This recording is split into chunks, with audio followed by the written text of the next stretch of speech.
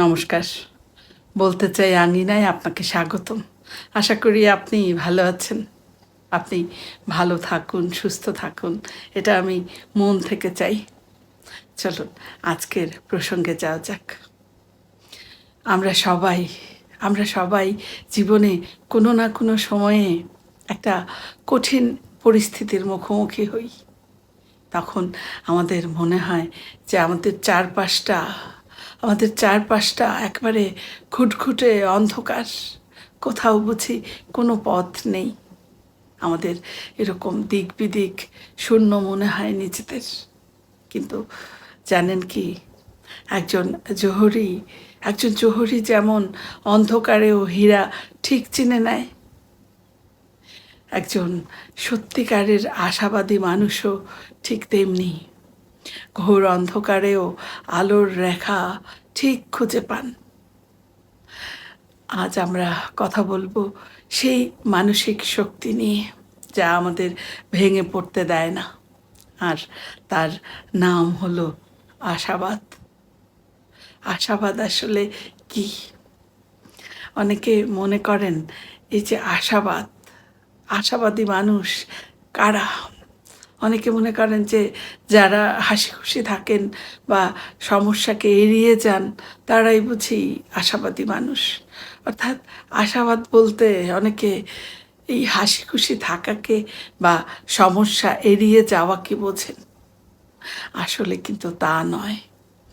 আশাবাদ মানে হলো এই যে আমাদের যে প্রতিদিনের বাস্তবতা, এই যে আমরা বিভিন্ন পরিস্থিতির মুখোমুখি হই, এই বাস্তবতাকে মেনে নিয়ে সামনের দিকে এগিয়ে যাওয়ার যে জেদ, এটা হচ্ছে আশাবাদ। অর্থাৎ যত প্রতিকূল পরিস্থিতি আসুক আমরা ভেঙে পড়ব না, আমরা এগিয়ে যাব সামনের দিকে। এই যে একটা জেদ আমাদের মনে, এটাই হচ্ছে আশাবাদ। আপনি কল্পনা করুন, আপনি কোনো একটা অন্ধকার ঘরে বন্দি। যদি আপনি হতাশাবাদী হন, তাহলে এই অন্ধকার ঘরে বন্দি হয়ে আপনার মনে হবে সব কিছু বোধহয় শেষ হয়ে গেল, আমার বাঁচার আর কোনো পথ রইল না। আপনি যদি অতি আশাবাদী হন, তাহলে আপনি মনে মনে ভাববেন যে সব ঠিক হয়ে যাবে, কিন্তু আপনি কোনো চেষ্টা করবেন না। অতি আশাবাদীরা আশা করে বসে থাকেন কিন্তু কাজ করেন না। আর আপনি যদি সত্যিকারের আশাবাদী হন, একজন সত্যিকারের আশাবাদী মানুষ এই মুহূর্তে, এই বিপদের মুহূর্তে কি করবে? তিনি তিনি সেই অন্ধকারে অন্ধকারে কি করবে? অভ্যস্ত হওয়ার চেষ্টা করবে। সেই অন্ধকারের মধ্যেও জীবনযাপন করার যে অভ্যস্ত হওয়া, এটা তিনি চেষ্টা করবেন। এবং তিনি হাতড়ে বেড়াবেন একটা দিয়াশালাইয়ের খোঁজে, কোথাও পাওয়া যায় কি না সেটা দেখবেন। এবং সেই সাথে তিনি দেখবেন যে দেয়ালের কোথাও কোনো ছিদ্র দিয়ে এতটুকু আলো প্রবেশ করছে কি না, এটা তিনি খেয়াল করবেন। এই যে এই সামান্য যে আশা, এই যে সামান্য আলোর রেখা, এটাই হলো মুক্তির পথ। এই যে অন্ধকারকে আমরা ভয় পাই, এই অন্ধকারেরও প্রয়োজনীয়তা রয়েছে। চলুন একটু আমরা এটা বুঝি। আমরা সবাই মূলত আলোকে ভালোবাসি, আলোকে আমরা সবাই ভালোবাসি, কিন্তু এই অন্ধকার, এটা কি খুব খারাপ? অনেকের প্রিয় রং কি কালো নয়? এই যে মূলত মহাকাশের দিকে যদি আমরা তাকাই, আমাদের এই মহাকাশ, আকাশ, এটা অন্ধকার যদি না হতো, তাহলে কি আমরা এই যে এই নক্ষত্রগুলো দেখতে পেতাম? নক্ষত্রের আলো দেখতে পেতাম? দিনের বেলাতে কি হয়? দিনের বেলায় এই আলোর তীব্রতায় এই আকাশের যে নক্ষত্রগুলো, যে তারাগুলো, এগুলো হারিয়ে যায়। আমাদের জীবনের কঠিন সমস্যাগুলো ঠিক তেমন। যখন দুঃখ বা ব্যর্থতার অন্ধকার নেমে আসে, তখনই মূলত আমাদের ভেতরের যে সুপ্ত ক্ষমতাগুলো আছে বা ভেতরের যে নক্ষত্রগুলো আছে এগুলো জ্বলে ওঠে। মূলত এই প্রসঙ্গে রবি ঠাকুরের একটা কথা আমার মনে পড়ছে, রাত্রি এসে যেথায় মেশে দিনের পারাবারে। অর্থাৎ রাত্রি যত গভীর, দিনের শুরু তখনই হয়। যে মানুষটি এই যে এই চক্রটা বিশ্বাস করেন, যে মানুষটা এই চক্রটা বুঝতে পারেন, তিনি কখনোই অন্ধকারকে ভয় পান না। তিনি জানেন যে রাত যত গভীর হবে, প্রভাত তত নিকটবর্তী হয়। চলুন আমরা এই প্রসঙ্গে একটা সত্য ঘটনা জানি। আমি এখন আপনাদেরকে একটা সত্য গল্প শোনাবো। এটা হলো ভিক্টর ফ্রাঙ্কলের গল্প। ভিক্টর ফ্রাঙ্কল নামে একজন মনোবিজ্ঞানী ছিলেন। তিনি দ্বিতীয় বিশ্বযুদ্ধের সময় নাৎসিদের যে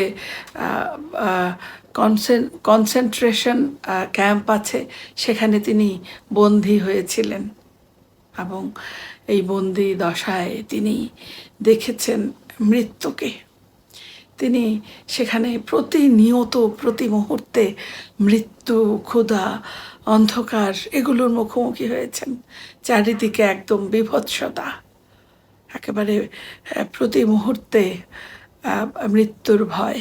এত অত্যাচার অনাচারের মধ্যেও তিনি খেয়াল করলেন কিছু বন্দী তখনও বেঁচে। তিনি অবাক হয়ে সেই বন্দীদের সাথে কথা বললেন, তাদের যে অনুভূতি সেগুলো জানতে চাইলেন। সেই বন্দীরা তখন যেটা শোনালেন ফ্রাঙ্কলকে, সেই বন্দীরা তখনও আশাবাদী ছিল তাদের পরবর্তী জীবনে তারা কাজ করবে এ নিয়ে। তারা আশাবাদী ছিল যে তাদের প্রিয়জন তাদের জন্য অপেক্ষা করছে এই নিয়ে। অর্থাৎ সেই মানুষগুলো এত অত্যাচারের মধ্যেও যে টিকে থাকতে পেরেছিলেন, এর কারণ এই আশাগুলো।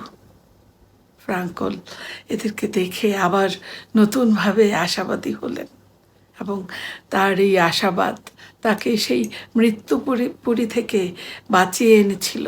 সেই মৃত্যুপুরীতে থেকে তিনি মনে মনে ভাবতেন যে একদিন তিনি এখান থেকে মুক্ত হয়ে আবার প্রিয়জনদের মাঝে ফিরে যাবেন। তিনি মঞ্চে দাঁড়িয়ে মানুষের কাছে নিজের জীবনের এই দুর্দশার গল্প শোনাবেন। এই জিনিসগুলো তিনি মনে মনে কল্পনা করতেন। এই যে একটা বিষয়, অর্থাৎ আমাদের জীবনে যত দুঃখ আসুক, যত পরিস্থিতি খারাপ হোক, মূলত এগুলো আমাদের সেই আশাবাদটা সব কিছু হয়তো কেড়ে নিতে পারে, কিন্তু আমাদের যে দৃষ্টিভঙ্গি, এই দৃষ্টিভঙ্গিটা কেড়ে নেওয়ার ক্ষমতা কারোর নেই। আমাদের দৃষ্টিভঙ্গিটা হলো আসল বিষয়। অর্থাৎ আমরা কি ভাবছি, কিভাবে চিন্তা করছি, এই যে দৃষ্টিভঙ্গি।